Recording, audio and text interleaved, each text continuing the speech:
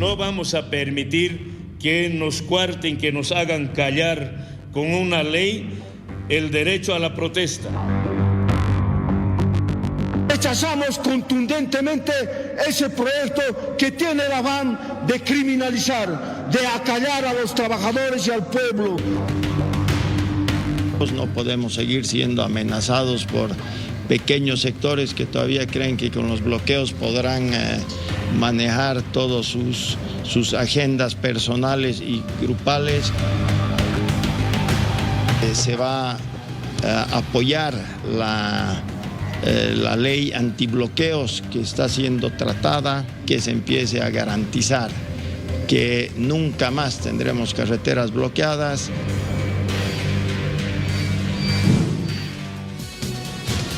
Creo que todos saben lo que hemos vivido durante el año 2025 con bloqueos que han traído muchas pérdidas económicas, mucho perjuicio a la población en general que trataba de movilizarse de un lugar a otro, pero no se lo permitían justamente por este tipo de bloqueos. Y hoy se está tratando esto en una comisión integrada en el Senado, pero de todas formas se ha entrado en un cuarto intermedio porque la orden es socializar este proyecto de ley para que los diversos sectores conozcan un poco más sobre el tema y no estén con este pensamiento de que se quiere criminalizar una forma de protesta, como ya lo habíamos escuchado por parte de los mineros. Esta noche nos acompañan en esta mesa de debate el profesor José Luis Álvarez, que es dirigente del Magisterio Urbano de La Paz. Gracias por estar con nosotros.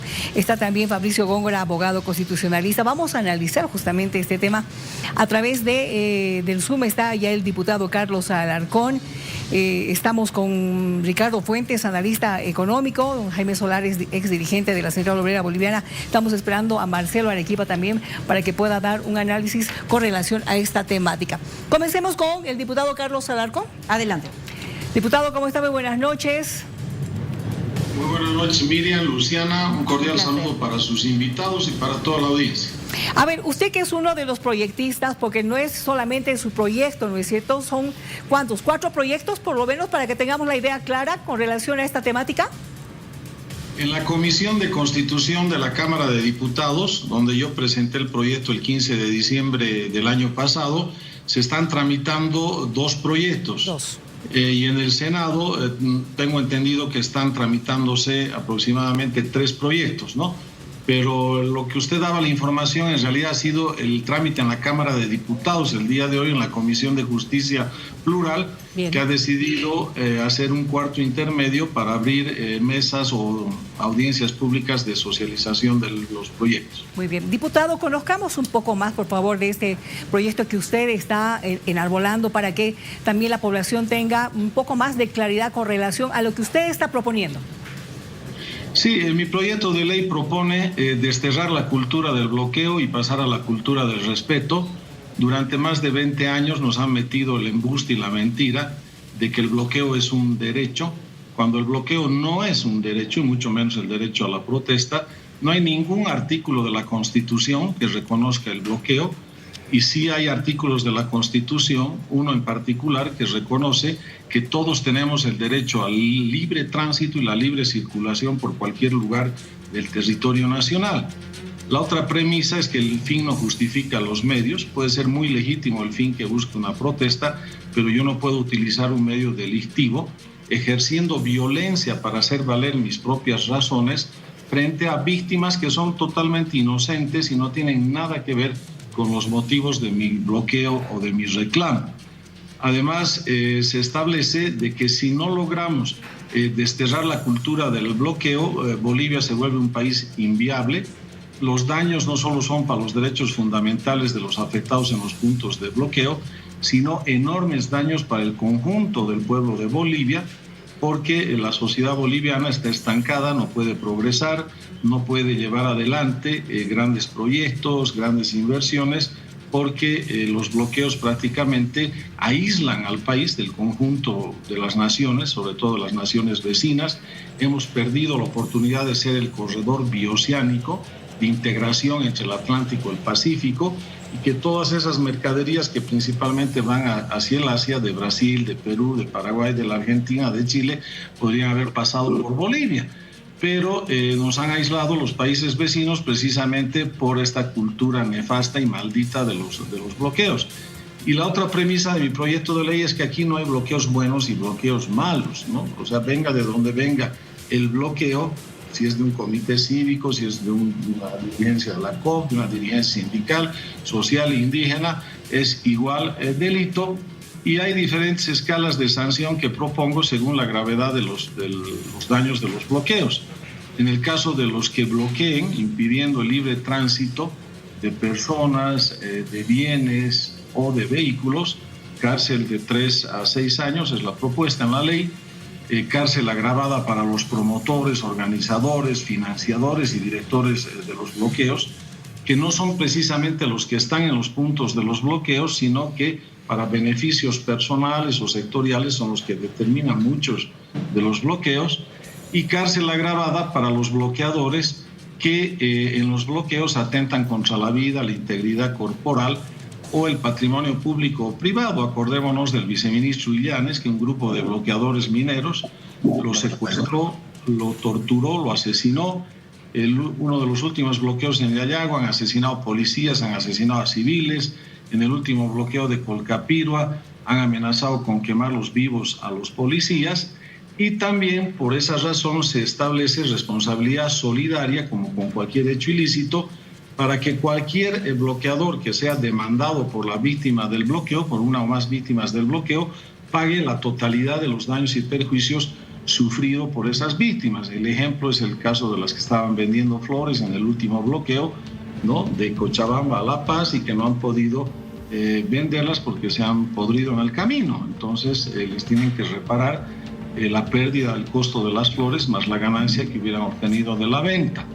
Y las garantías para que la fuerza pública del Estado, policía, y cuando es sobrepasada la policía, el ejército, ¿no?, puedan ejercer la fuerza legal y legítima del Estado, es decir, de manera necesaria, de manera racional, en base a los protocolos para el uso de la fuerza, y en ese caso no tiene que tener ninguna responsabilidad la fuerza policial que ejerce el desbloqueo en esas condiciones, porque a los policías también ya se ha puesto de moda mandarlos como carne de cañón a desbloquear totalmente desguarnecidos, indefensos, frente a la fuerza violenta de los bloqueadores, que en algunos casos usan dinamitas, usan armas de fuego contra los efectivos del orden. Y cuando el efectivo del orden, como el Colcapirua, en legítima defensa usa su arma para no ser quemado vivo, después se considera que él es el victimario, ¿no? Y los que han querido matarlo son las víctimas, o sea, las cosas al revés.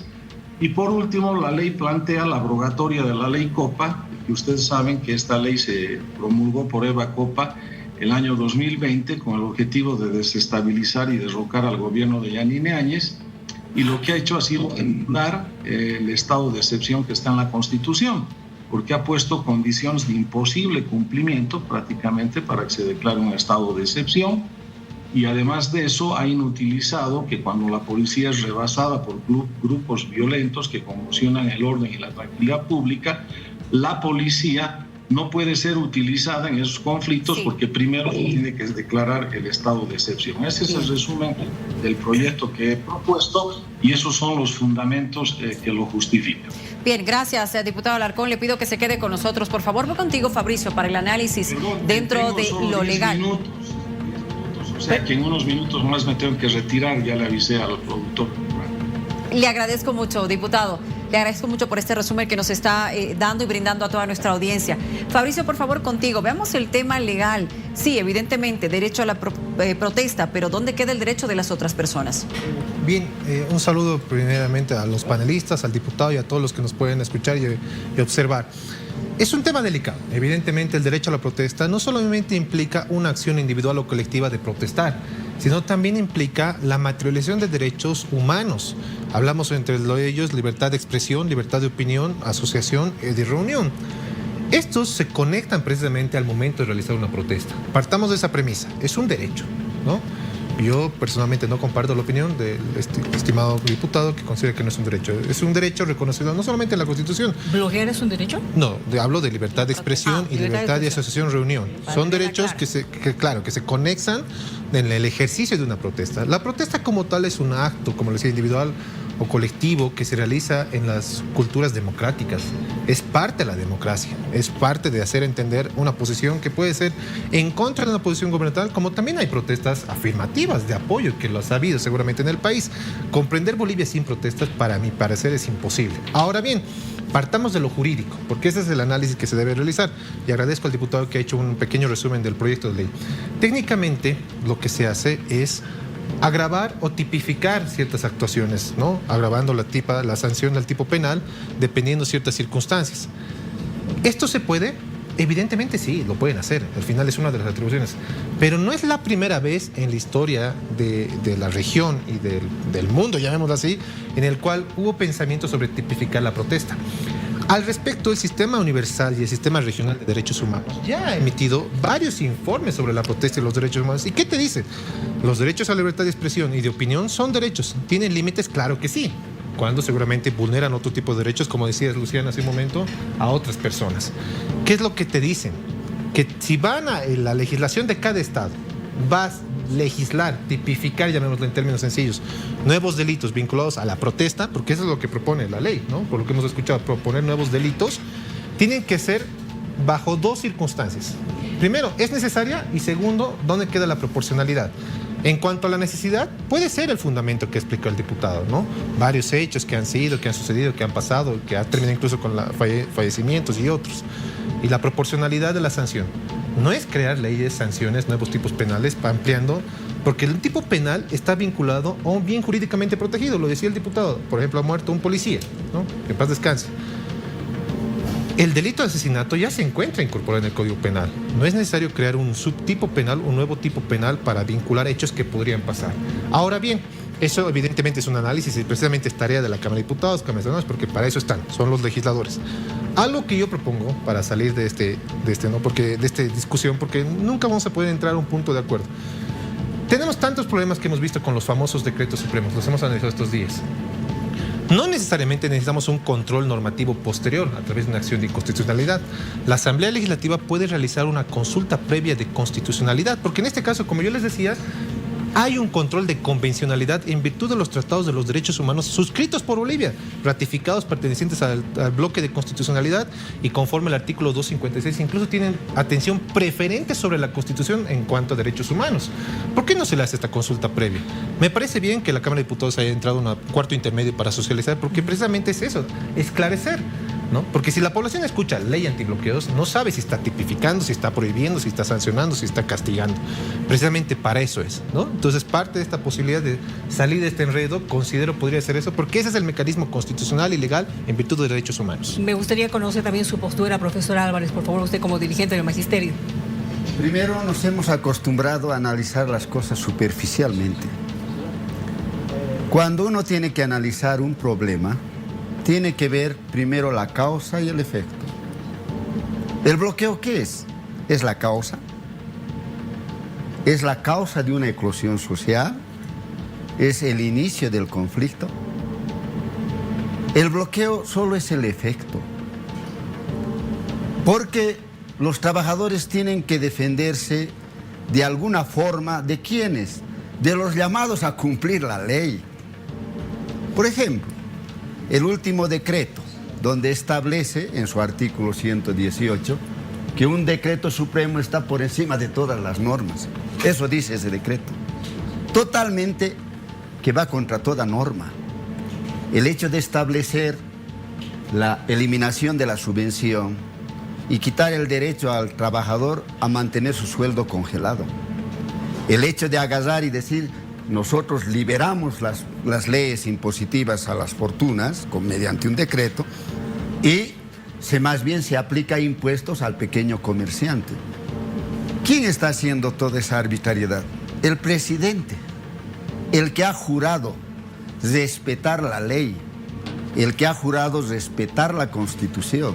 Y a eso se suma el presidente del tribunal, que dice lo que no está prohibido en la Constitución, está permitido.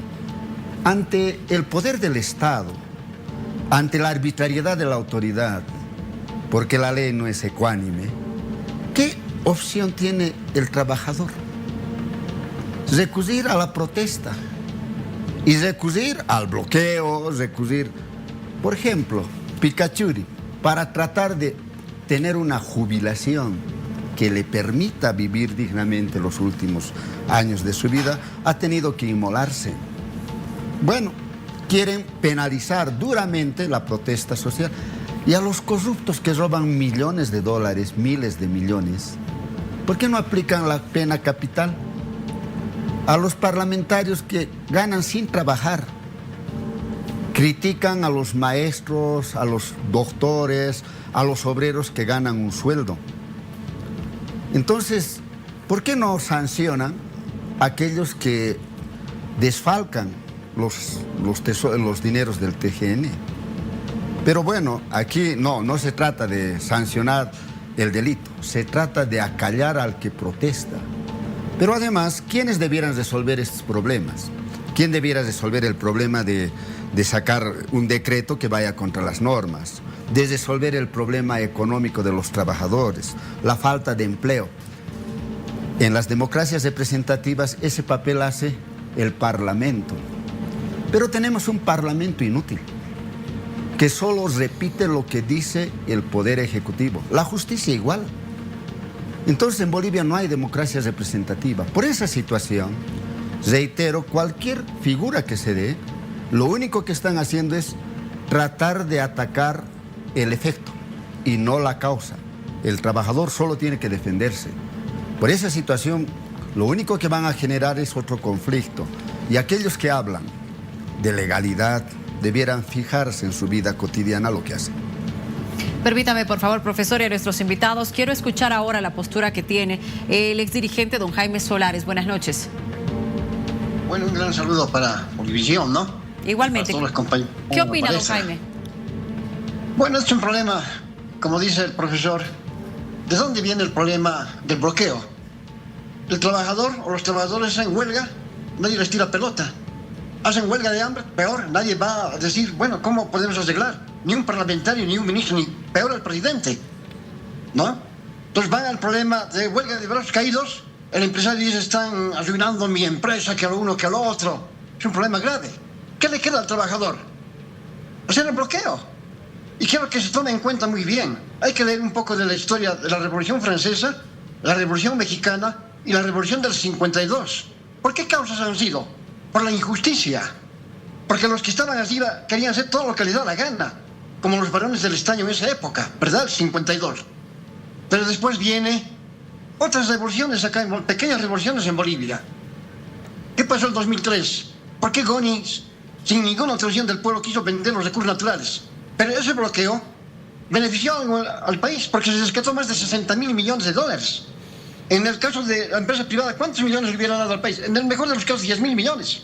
Eso quiero que se tome en cuenta. Entonces yo creo que acá el trabajador tiene que utilizar todos los métodos que sean posibles para ser escuchados. Y bueno, desde luego que sí hay alguna gente perjudicada, pero de eso se quieren agarrar, ¿no? Para desprestigiar a la COP, para desprestigiar a los dirigentes. Entonces es una canallada que quieren hacer. Yo simplemente le digo, el día que promulguen esta ley, nosotros rápidamente tenemos otra vuelta en los caminos. Hasta hacer abrogar y esto, y tal vez hasta para que vaya el presidente. Porque no vamos a permitir que ese presidente que prometió todo y hoy no le da nada al país, quiera hacer lo que le da la gana. No vamos a permitir eso, mi querida compañera. Muy bien, estamos también con don Ricardo Fuentes, que es analista económico, porque hay que ver la otra parte. Es decir, si don Jaime ha dicho, sí, hay algunos que han sido perjudicados. ¿Cuánto perjuicio económico nos traen los bloqueos, don Ricardo? Buenas noches. Hay diferentes estimaciones, pero la más corriente hace incidencia en el Producto Interno Bruto y la interrupción de la producción cuando este bloqueo tiene diferentes niveles de intensidad y geográficamente donde se ubica. El último de junio del año 2025 ha tenido un perjuicio estimado en el orden de 1.500 a 1.750 millones de dólares y ha desatado una inflación acumulada del orden del 15.5%.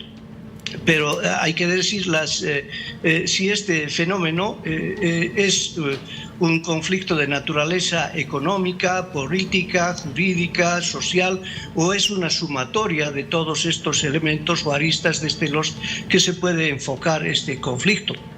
Ahora, abordar el problema desde un solo ángulo, que es el de la penalización, que el órgano legislativo, por supuesto que tiene competencia para incurrir o para plantearse este proyecto de ley. Pero esta será la forma más conveniente para alentar la regularidad económica en Bolivia y para alcanzar niveles de desarrollo.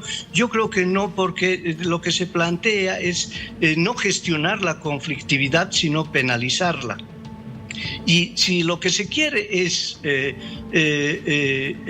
penalizar la conflictividad y resolver la conflictividad social por la aplicación de penas, tendrían que tomar en cuenta que en el pasado ya se aplicaba ipso facto la pena de muerte a los bloqueos en los gobiernos de facto. Recordemos, por ejemplo, el golpe de 1980 y su ministro del Interior, que recomendaba andar con el testamento bajo el brazo, ¿no? Entonces, ¿cumplirá esta ley ese propósito intimidatorio? ¿Es esta la única forma de gestionar la conflictividad? ¿O habrán otras que nos permitan llevar adelante, digamos, la regularidad productiva y la eficiencia económica sin afectar el derecho a la protesta, que no solamente tiene que ser permitido, sino garantizado, a decir del sistema interamericano de justicia? Ya en el pasado hemos tenido anuncios de drasticidad en la legislación contra las protestas, pero no han funcionado. Y es que es cierto que más vale una ley que no existe a una que, existiendo, no se cumple. ¿Quién garantiza que esta ley vaya a ser cumplida y cumpla sus propósitos? No se está viendo cómo entronca este proyecto en otros aspectos que tienen relevancia en otros ámbitos de la sociedad, como el de la justicia, que también repercute en lo económico. En este momento, por ejemplo, tenemos una superpoblación penitenciaria sí, y un alto porcentaje de población que no tiene sentencia firme ejecutoriada. Entonces, sumar más población penal, ¿no es cierto?, va a agravar la crisis de la justicia, va a crear una mayor desconfianza en la institucionalidad, y nada garantiza que se resuelva el tema de la conflictividad. Bien. Por lo que debe haber un abordamiento multifacético de este problema. Don Jaime, bueno, con usted muy brevemente para que me diga qué opina de lo que acaba de escuchar. Bueno, siempre los que a veces estudian la economía siempre están en el paranón del otro lado, ¿no? Pero él, por ejemplo, no habla. ¿Por qué no se hace justicia con los trabajadores? ¿Por qué no se les escucha a los trabajadores para evitar el conflicto? Deberían eso empujar. Yo le digo acá, sin ofenderse, los testaferros del Parlamento no hacen otra cosa que encubrirse bajo la máscara de parlamentarios, pero nunca han podido legislar algo bueno para los trabajadores y para el pueblo. ¿Qué creen, que el pueblo se va a morir de hambre mientras los señores ganan 18.000, 25.000 bolivianos? Ellos pueden pagarse el pasaje hasta 5 bolivianos. La unidad de pan pueden pagar, no importa, a 2 bolivianos. Pero la gente pobre, ¿qué? ¿Han pensado en eso? No piensan. Entonces, lo que hay que tomar en cuenta. Ahora, lo que dice el compañero último que me ha antecedido, en algunos aspectos puede tener razón, pero ¿dónde está la causa? ¿Por qué no se ataca a los gobernantes? ¿Por qué no? Yo se lo digo aquí claramente, la clase política desde 1959 para adelante no ha hecho otra cosa que mentir, engañar y robar. Así de claro. Si a los compañeros Rodrigo Paz, por decir, hubiera sido un buen presidente, hubiera dicho, muy bien, hablemos con la COP, hablemos con las juntas vecinales y nos pondremos todos de acuerdo, empresarios, trabajadores, técnicos y todo. Haremos un buen elemento para el problema de que realmente se pueda evitar la crisis económica. ¿Ustedes qué van a poner de su parte, señores empresarios? ¿Los trabajadores qué van a poner de su parte? ¿Ustedes, los técnicos, cómo me van a ayudar a que el país se levante? Es un problema de diálogo. ¿Por qué no hacen eso? Yo creo que esto se acaba el día que haya un presidente que no robe y no deje robar. Y parlamentarios patriotas que no vean simplemente el problema de sus bolsillos, que ganan 22.000 o más allá. ¿Por qué no pensar en la gente pobre? El día que haya un gobernante y parlamentario que piense en el pueblo, la cosa cambia. Y no va a haber ninguna necesidad de ir al bloqueo. Gracias, don Jaime. A ver, para finalizar el análisis político contigo, Marcelo, por favor. Gracias, buenas noches. A ver, si estuviéramos en Austria o en Dinamarca, yo creo que la discusión legal sería perfecta. O sea, hablemos, ¿no es cierto?, de leyes más, leyes menos, pero este no es ese contexto. Bolivia no es un país que necesariamente destaque por tener un Estado fuerte. Es un país que, y hay que reconocerlo, creo, y hay que sincerarnos también como país, es un país que tiene un Estado débil y una sociedad civil fuertemente organizada y movilizada. Eso es lo que tenemos en este país. Entonces, ¿qué hacer con eso? Lo que tienes que hacer tú como gobernante es gestionar la política. No es, en realidad, digamos, poner más acciones punitivas, traer más leyes, qué sé yo. Es gestionar la política. ¿Y a qué me voy con esto? Hace rato decía el profesor Álvarez lo siguiente, que me parece que es fundamental también para entender esto. Cuando los sectores sociales salen a protestar por alguna demanda, no van directamente hacia el bloqueo. Primero lo que haces es, y eso lo hemos visto, por ejemplo, con el pasado decreto supremo que se abrogó, primero lo que haces es hacer el reclamo público, luego de eso vas a hacer las marchas de protesta, más o menos esa es la metodología que se utiliza siempre. Haces las marchas de protesta, digamos, impides la circulación vehicular en algún momento en las avenidas de la ciudad. Luego de eso, ya que no hay diálogo, no hay capacidad de concertar nada, entonces recién vas al bloqueo y recién vas a la huelga de hambre. Es decir, las protestas sociales en el país no van directamente a los bloqueos y a las huelgas de hambre. Primero hay que gestionar la política. Y eso es lo que de verdad deberíamos pedirles más bien a nuestros gobernantes, tanto al legislativo, especialmente al ejecutivo, como parte de las responsabilidades de gestionar la política para que no lleguemos a los bloqueos, para que más bien las demandas y las necesidades se puedan llevar adelante en mesas de negociación política, no en mesas de coordinación, sino negociación. Por eso decía, una palabra clave para mí es gestionar la política. Y si yo no veo de parte de quien está hoy administrando el poder gestión de la política, pues difícilmente vamos a ver que los sectores sociales dejen de protestar, más bien al contrario. ¿Qué falta para gestionar la política? Hacer política.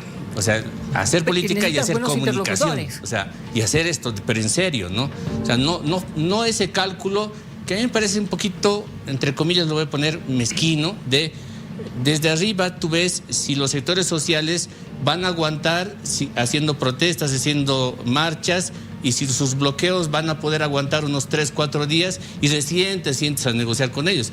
Yo creo que esos cálculos políticos tienen que acabarse y más bien tiene que hacerse política y gestión para no llegar a ese punto, ¿no? Muy bien, gracias. Profesor, para terminar, ¿quiere decir algo? Sí, reitero, los trabajadores no se levantan un día de mal humor y dicen, ¿qué haremos? Vamos a bloquear, ¿no? O haremos huelga, no tenemos nada que hacer. No, hay un motivo de responder a medidas concretas que lanza el gobierno. Por ejemplo, el día de mañana nosotros nos vamos a empezar a movilizar y seguramente vamos a anunciar la huelga. Nos van a decir, se han salido de una huelga, han bloqueado. ¿Cuál es el motivo? Primero, el gobierno ha pretendido congelar nuestros sueldos. Ha subido el sueldo, el salario mínimo nacional, a 3.300. Y de acuerdo al criterio del mínimo nacional, ningún trabajador debe tener un sueldo por debajo del mínimo nacional. Un maestro con 72 horas gana como básico 2.548 bolivianos.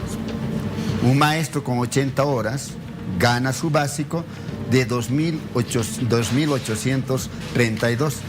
Vamos a salir para que cumpla pues el criterio de que ningún trabajador puede ganar un sueldo por debajo del mínimo nacional. ¿Quién ha creado ese problema? El gobierno. Solo nosotros estamos saliendo a defendernos. Y obviamente, seguramente vamos a llegar al bloqueo de calles, a las movilizaciones, etcétera. Pero reitero, solo estamos respondiendo a algo que ha generado como conflicto el propio gobierno. Las medidas de presión, reitero, las protestas no son por locos, son respuestas de incapacidad que tiene el trabajador y el sindicato de acudir a la ley para que la ley en forma neutral resuelva el problema. Eso nunca se ha dado. Por eso recurrimos a las medidas de acción directa. Y reitero, hablan de daños económicos. La pregunta es bien concreta. ¿Cuál hace más daño económico? ¿El entregar nuestros recursos naturales a las transnacionales? saquean como han saqueado el petróleo y el gas, han dejado casi sin recursos económicos al país, o un bloqueo que ha durado 3 o 4 días. Bolivia tiene esa historia.